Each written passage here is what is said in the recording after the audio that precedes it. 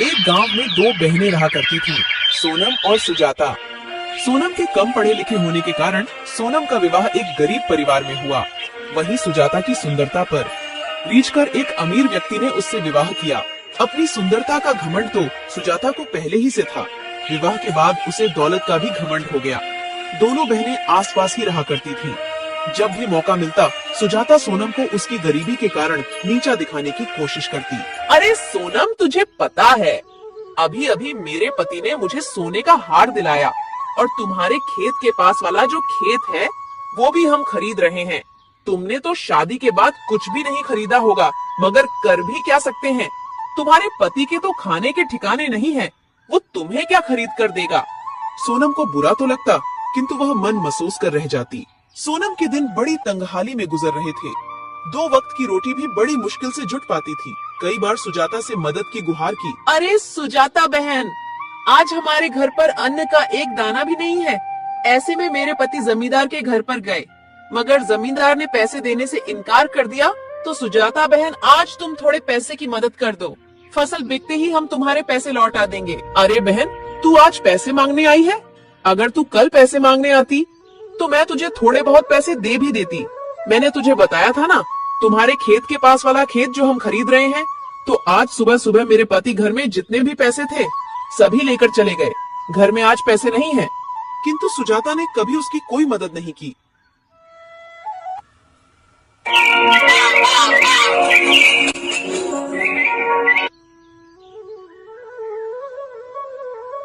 एक दिन सोनम ने सोचा, सुजाता ने भी पैसे देने से इनकार कर दिया। अब मैं क्या करूं? एक काम करती हूँ, मैं मेरे बड़े भैया के घर जाकर उनसे पैसे मांगती हूँ। वो मुझे पैसे देने से मना नहीं करेंगे।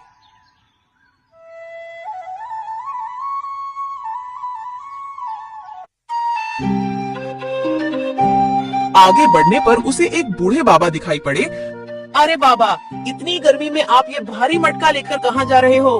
कहीं नहीं बेटी, बस ये पास वाले गांव में मेरा घर है, वहीं ये पानी का मटका लेकर जा रहा हूँ। अच्छा, मैं भी गांव की ओर जा रही हूँ। लाओ अपना ये मटका मुझे दे दो। नहीं बेटी नहीं, मैं तो ले जाऊंगा ये मटका, तू क्यों तकलीफ उठाती है? अरे बाबा, मैं भी तो तुम्हारी बेटी जैसी हूँ। लाओ दे दो मुझे ये मटका। ये मटका ले लिया। दोनों साथ साथ गांव पहुँचे। सोनम ने बूढ़े बाबा के घर तक मटका छोड़ दिया। ठीक है बाबा, अब मैं चलती हूँ, और अपने भाई के घर पहुँच गई। मगर उस समय भाई घर पर नहीं था। अरे भाभी, भैया कहाँ पर हैं? वो अभी घर पर नहीं है। अरे मुझे भैया से जरूरी काम था। क्या काम है? मुझसे कहो। अरे भाभी, मैं क्या बताऊँ, अभी हमारे घर के हालात बहुत खराब हैं। हमारे पास 2 वक्त के खाने के भी पैसे नहीं हैं। तो इसमें हम क्या कर सकते हैं? हमारे पास कोई पैसों का पेड़ है जिसमें से पैसे तोड़कर तुम्हें हम दे दें। हमारे पास अभी पैसे नहीं हैं। ठीक है, पैसे मांगने के अलावा कोई काम हो तो बताओ, वरना यहाँ से जाओ। ठीक है भाभी, मैं चलती हूँ। भाभी ने उसे घर से भगा दिया। दुखी होकर वह अपने गांव वापस लौटने लगी। अरे बेटी, इधर आओ।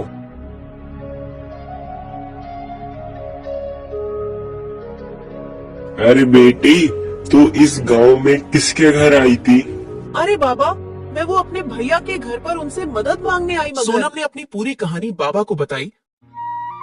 बेटी ले, तू इन तीनों घड़ों में से एक घड़ा ले ले। क्यों बाबा? अरे बेटी, तू इतनी दूर से पैदल चलकर आई है और पैदल ही चलकर तुझे जाना है। बेटी, अगर तुझे रास्ते में भूख लगे तो ये घड़े के अंदर लड्डू है, तू वो लड्डू खा लेना बेटी। नहीं बाबा, मुझे नहीं चाहिए। आपने मुझसे पूछा, वो ही बहुत है। अरे बेटी, ले लो, तू भी तो मेरी बेटी जैसी है। फिर बाबा के बार बार कहने से सोनम वो घड़ा बाबा से ले लेती है। बाबा, अब मैं चलती हूँ, वरना मुझे घर पहुँचते पहुँचते शाम हो जाएगी। और फिर अपने घर की ओर जाने लगती है।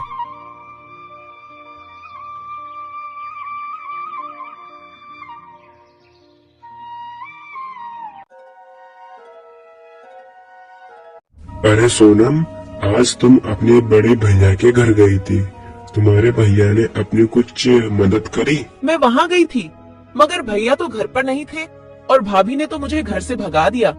अच्छा, इसका मतलब आज भी अपन दोनों को भूखा रहना पड़ेगा। नहीं, आज हमें भूखा नहीं रहना पड़ेगा। मतलब पैसे मिले क्या?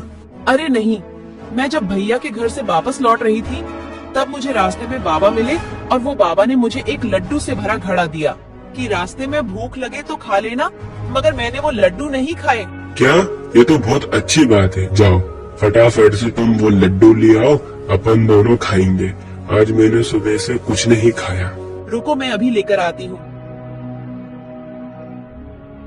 और जैसे ही सोनम घड़े को खोल कर देखती है तो वो चौंक जाती है।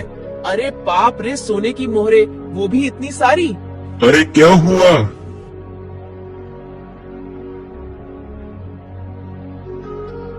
अरे बाप रे बाप, इतनी सारी सोने की मोहरे।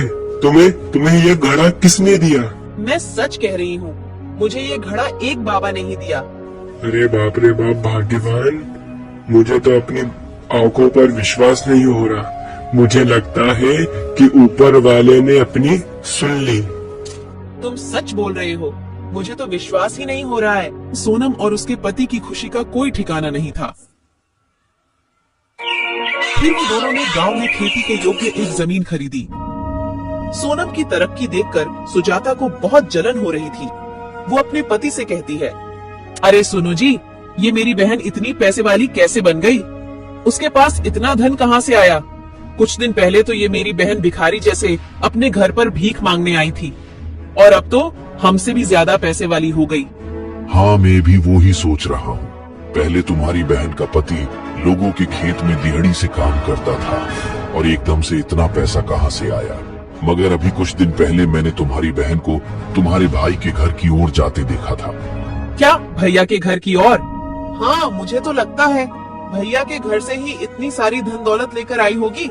मगर तुम्हारा भाई कैसा है जो सारा धन तुम्हारी छोटी बहन को ही दे दिया? उसकी बहन तुम भी तो हो ना। भाई के लिए तो दोनों बहन सामान्य है, तो फिर दोनों बहनों को बराबर का हिस्सा देना चाहिए। तुम बिल्कुल ठीक बोल रहे हो। भैया की संपत्ति पर जितना उसका अधिकार उतना ही मेरा अधिकार है। अपन कल सुबह ही मेरे भाई के घर चलेंगे।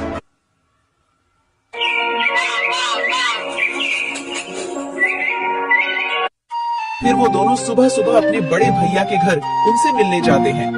उन्हें भी रास्ते पर वही बाबा दिखाई पड़ते हैं। अरे बेटी, तुम जरा ये मटके को उठाकर मेरे कंधे पर रख दोगी क्या बेटी? क्या तुम अपना काम खुद नहीं कर सकते हो क्या? मैं बूढ़ा हो गया हूँ बेटी, मुझसे ज्यादा वजन नहीं उठता, तो कृपया करके बेटी बस तुम ये मटके को मेरे कंधे पर रख दो बेटी। बेटी रख दो। तो क्या हमसे पूछकर बुढ़ा हुआ था? खुद ही तो बुढ़ा हुआ है। अरे भाग्यवान, तुम भी कहाँ इस बुढ़े की बातों में आ रही हो? जल्दी जल्दी चलो, हम घर पहुँचने ही वाले हैं। मगर सुजाता ने उन बाबा की कोई मदद नहीं की। वह उसके भाई के घर पहुंच जाती है। अरे भैया भाभी, अभी कुछ दिन पहले छोटी बहन सोनम यहाँ पर आई थी क्या? हाँ सुजाता, थोड़े दिन पहले सोनम आई थी, मगर मैं उससे नहीं मिला। जब वो घर आई थी मैं बाहर शहर था, उससे केवल तुम्हारी भाभी ही मिली। भाभी, तुमने उसे कुछ दिया था क्या? नहीं, मैंने तो उसे कुछ भी नहीं दिया। हमारे पास कुछ होगा तो ही तो उसे देंगे। अच्छा, इसका मतलब आपने उसे कुछ नहीं दिया। ठीक है भैया, हम चलते हैं। अरे अभी तो तुम दोनों आए हो और इतनी जल्दी जा भी रहे हो, खाना तो खाकर जाओ। नहीं, हम यहाँ से निकल रहे थे तो हमने सोचा कि भैया से मिलते हैं। ठीक है, हम चलते हैं। अरे भैया ने तो उसको कुछ भी नहीं दिया, तो फिर उसे इतना सारा धन माया फिर कहाँ से मिला?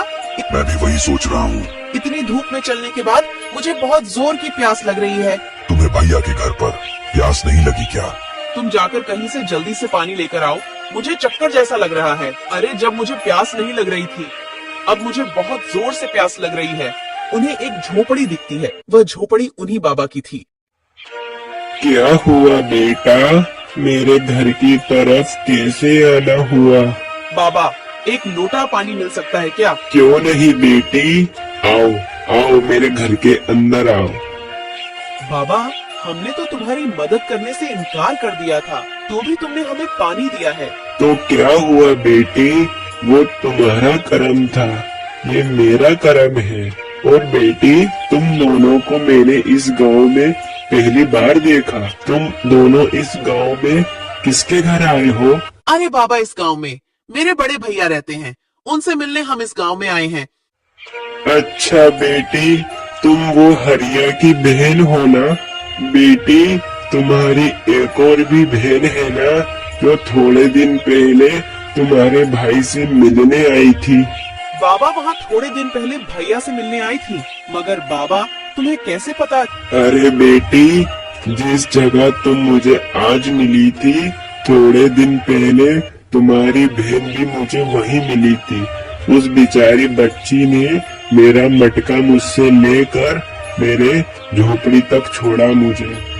मगर बाबा, तुम्हें पता है, जब से मेरी बहन भैया के घर से होकर आई है, जब से उसके पास में खूब धन दौलत हो गई है। बताता हूँ बेटी, बताता हूँ। उस बच्ची के पास जितनी भी धन दौलत आई है, वो उसके अच्छे कर्म और अच्छी नीयत के कारण उसे प्राप्त हुई है। बाबा, मुझे तुम्हारी बात कुछ समझ नहीं आ रही, और मेरी बहन के ऐसे क्या अच्छे कर्म हैं जो उसे इतना धन मिल गया? कर्म और नियत अच्छी होने से ही धनवान कैसे हो सकते हैं? बाबा, तुम कैसी बात कर रहे हो? बताता हूँ बेटी, बताता हूँ, सब बताता हूँ बेटी। यहाँ पर जितने भी ये घड़े रखे हैं, ये कोई साधारण घड़े नहीं है। ये घड़े मनुष्य के कर्मों और मनुष्य की अच्छी नियत के परिणाम देने वाले घड़े हैं। क्या इंसान के कर्मों का घड़ा ये कैसा खड़ा है? बाबा, मैं तुम्हारी बात अच्छे से समझ गई। यह कर्मों के घड़े हैं, अपना जैसा कर्म होगा, इस घड़े में से अपने कर्मों के अनुसार फल मिलेगा। ठीक कहा बेटी, बिल्कुल ठीक कहा। बाबा, आपको विपत्ति ना हो तो एक घड़ा क्या हमें आप दे सकते हैं? हम भी हमारा कर्म अजमा कर देखते हैं। क्यों नहीं बेटी, क्यों नहीं, ले लो। तुम भी एक घड़ा ले लो, तुम भी अपने कर्म और अपनी नियत का फल पाओ। सुजाता को भी बाबा ने एक घड़ा दे दिया और वो दोनों वहाँ से चले जाते हैं। फिर रात के समय जैसे ही वो घड़ा खोलते हैं, उनके घड़े में से बहुत सारे कीड़े निकलने लगते हैं। बाप रे बाप, अपने घड़े में से तो कीड़े निकले। पर क्या गलत निकला? अपने कर्मों के हिसाब से अपन को ये बिल्कुल सही मिला है। अपन बहुत लालची थे। तुम्हारी बहन बेचारी इतनी मजबूरी की मारी अपने पास कुछ पैसे की मदद मांगने आई थी, लेकिन अपन ने उसकी मदद नहीं करी।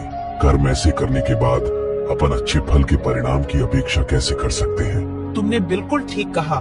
मुझे अपने पैसे का बहुत घमंड था। मैंने मेरी बेचारी बहन की मजबूरी नहीं समझी। मैं कैसे भी करके बस अपनी अमीरी से उसे नीचा दिखाती।